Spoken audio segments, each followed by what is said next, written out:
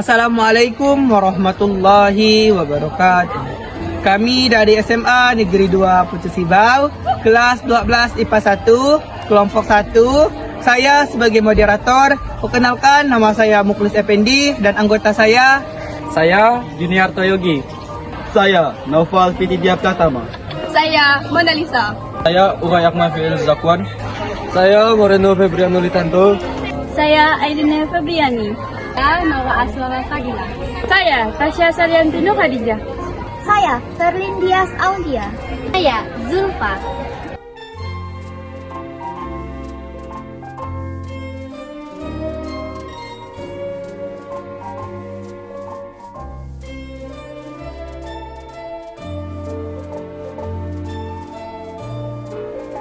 Jadi kami di sini sedang melakukan diskusi tentang pembuatan nama plang bentengan.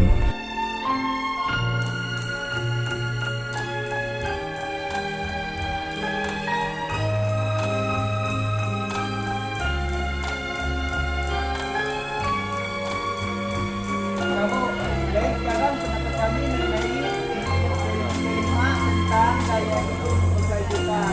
Dapat saya ada anggota semua kesimpulan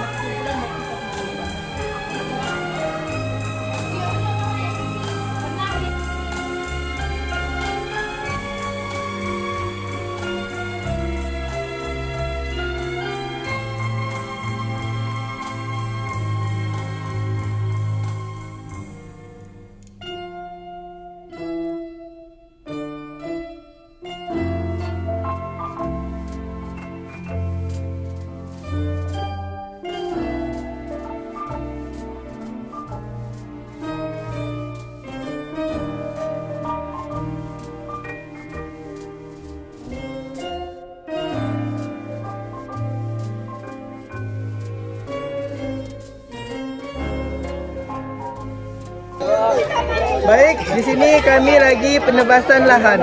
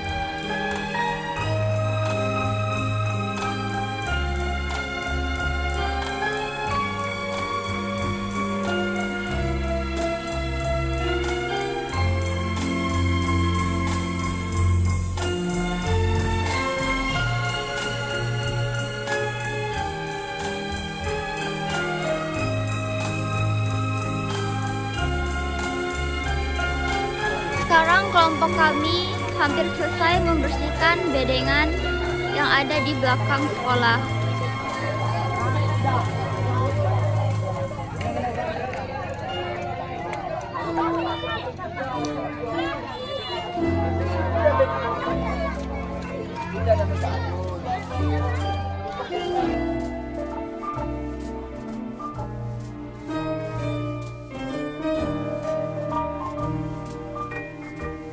Setelah membersihkan bendengan dari gulma, kami mencangkul bendengan agar tanahnya gembur dan siap ditanami dengan tanaman jahe.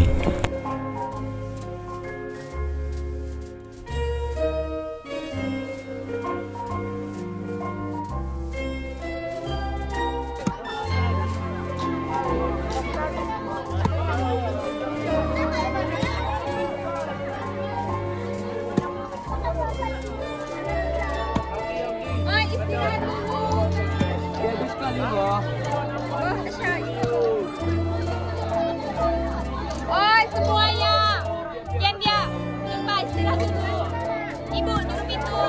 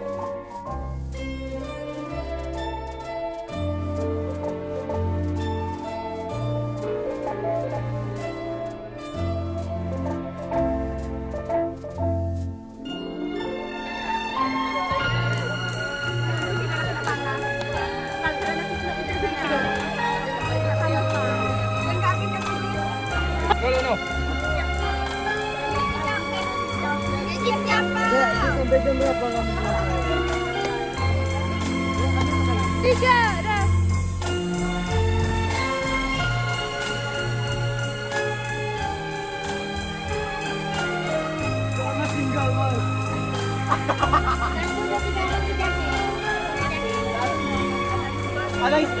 Nangis tempat gue.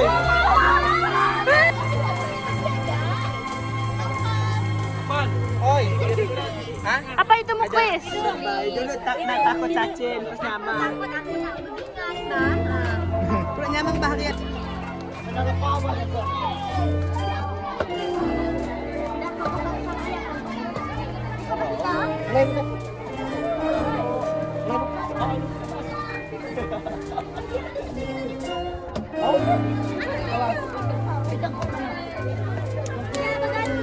Gantian ya.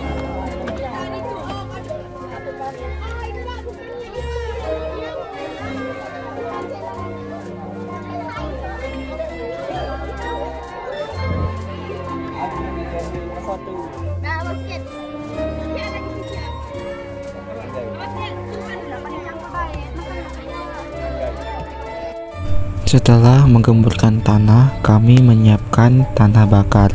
Sini adalah proses pembuatan tanah bakar.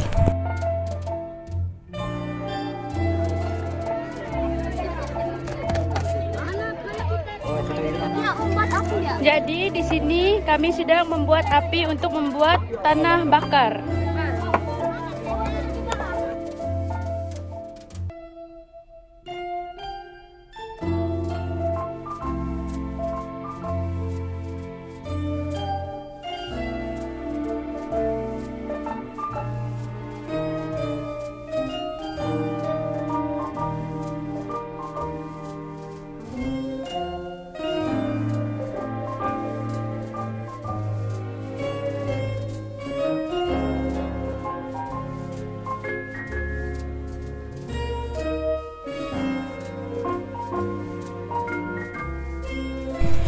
Dikarenakan tanah bakar yang kami buat tidak cukup, jadi kami mengambil tanah bakar di sekitar sekolah.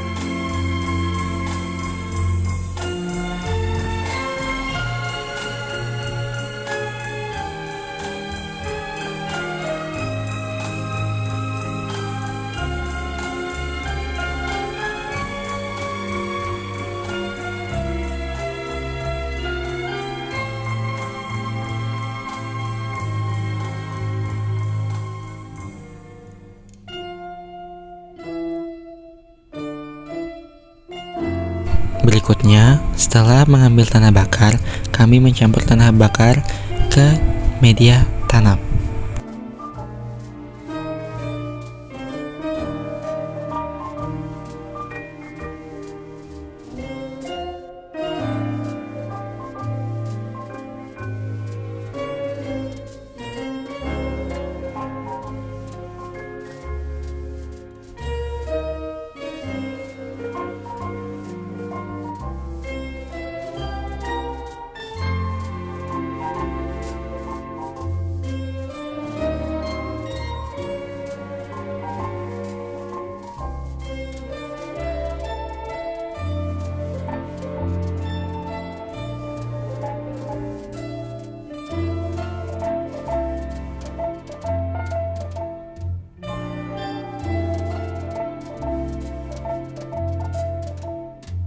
Setelah media tanam sudah dicampur dengan tanah bakar, di sini kami mulai menanam jahe.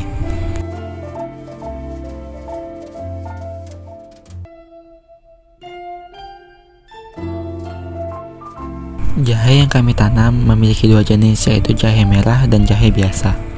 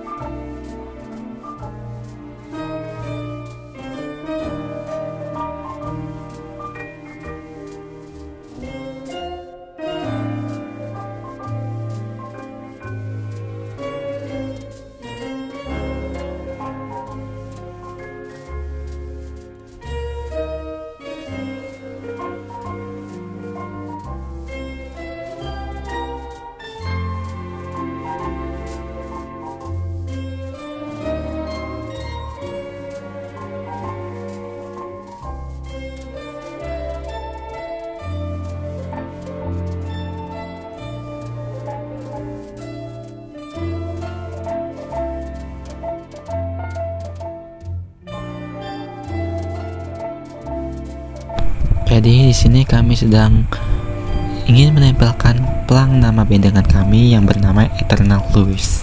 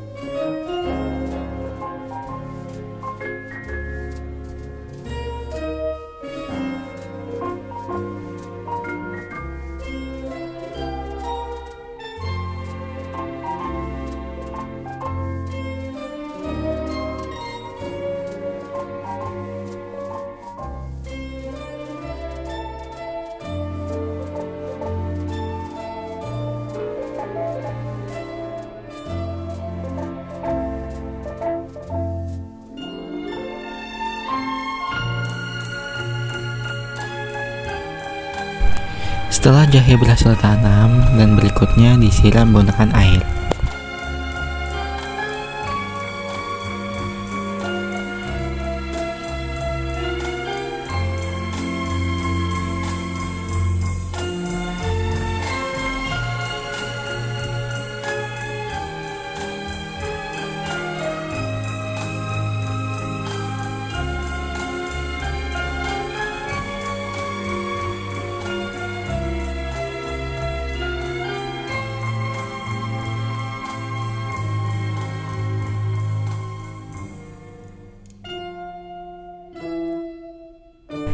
Nah, berikutnya adalah pemupukan. Pupuk yang kami gunakan adalah pupuk urea. Urea yang disebut dengan pupuk nitrogen memiliki kandungan nitrogen 46%. Urea dibuat dari reaksi antara amoniak dengan karbon dioksida dalam suatu proses kimia menjadi urea padat dalam bentuk pril atau granul.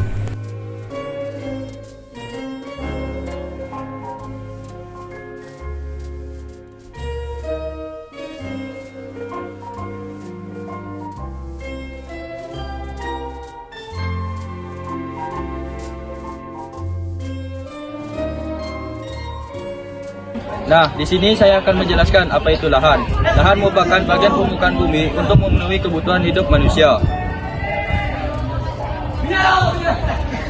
Fungsi lahan dibagi menjadi 4 juga bagian. Yang pertama ada fungsi ekonomi, fungsi sosial, fungsi lingkungan, dan fungsi estetika. Pemanfaatan lahan dibagi menjadi 4 bagian. Yang pertama yaitu perencanaan, yang kedua pembangunan, dan yang ketiga pengelolaan, serta yang keempat pemanfaatan. Adapun contoh pemanfaatan lahan yaitu lahan peternakan, pertanian, dan perkebunan. Pengolahan pupuk adalah zat yang dapat meningkatkan kesuburan tanah. 2. Jenis pupuk. Pupuk organik berasal dari bahan-bahan organik seperti kotoran hewan, kompos, dan pupuk hijau. Mudah diserap, memperbaiki nutrisi tanah. Pupuk anorganik dibuat secara sintesis dari bahan-bahan anorganik seperti batu fosfat, batu kompos, dan gas alam. Pupuk mikrobiologis mengandung mikroorganisme yang bermanfaat bagi tanaman. Manfaat pupuk: 1. Meningkatkan hasil panen. 2. Meningkatkan kesuburan tanah. 3. Meningkatkan kualitas tanah. 4. Mempercepat proses pertumbuhan. Jenis pupuk yang kami gunakan terbuat dari pupuk urea. Pupuk urea, bahan bakunya terbuat dari gas alam. Lalu proses pembuatan pupuk urea terbuat dari sintesis kimia. Pentingnya pupuk adalah pupuk merupakan faktor penting dalam meningkat produktivitas petani dan menjaga kesuburan tanah. Penggunaan pupuk harus seimbang untuk memaksimalkan manfaat dan meminimalkan dampak negatif.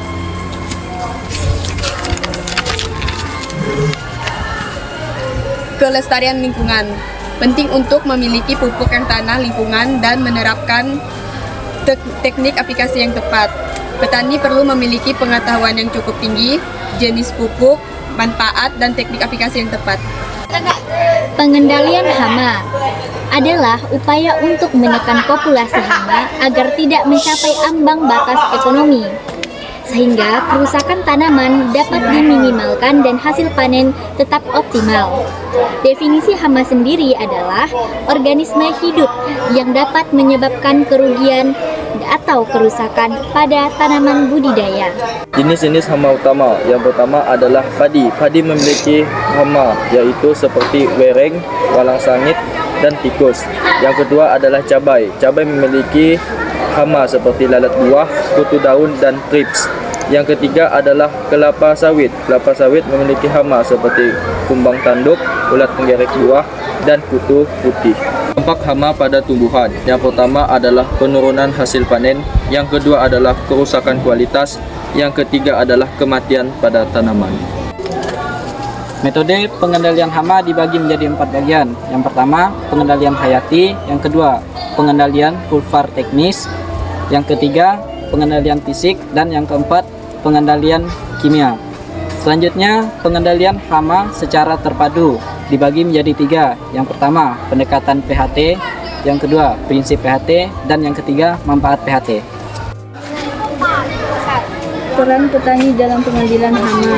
Yang pertama, mengenali hama. Yang kedua, memantau populasi hama. Yang ketiga, menerapkan metode pengambilan yang tepat. Yang keempat, berkolaborasi dengan petugas pemilu. Kesimpulan dan rekomendasi.